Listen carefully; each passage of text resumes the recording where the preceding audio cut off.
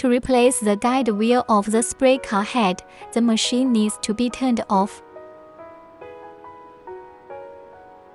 Slowly raise the front of the spray car up and fix it to a convenient replacement position with an anti-collision pad.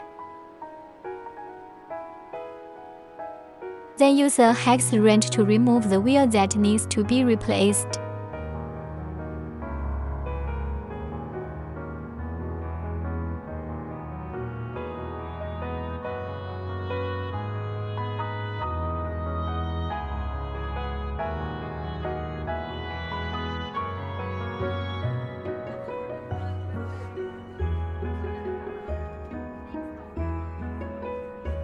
The bolts and plastic spacers on the old wheels need to be removed.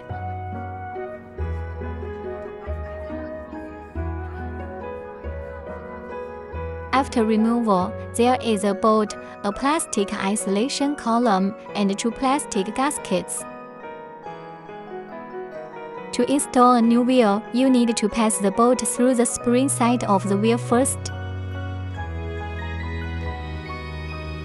Then turn it over, install an isolation column in turn, and then put 2 plastic gaskets.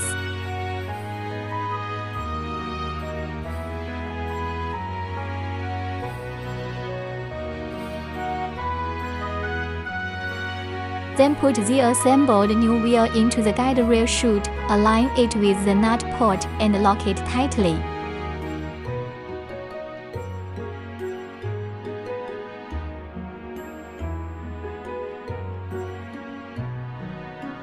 Finally, after the wheel replacement is completed, remember to move the nose back to the original point.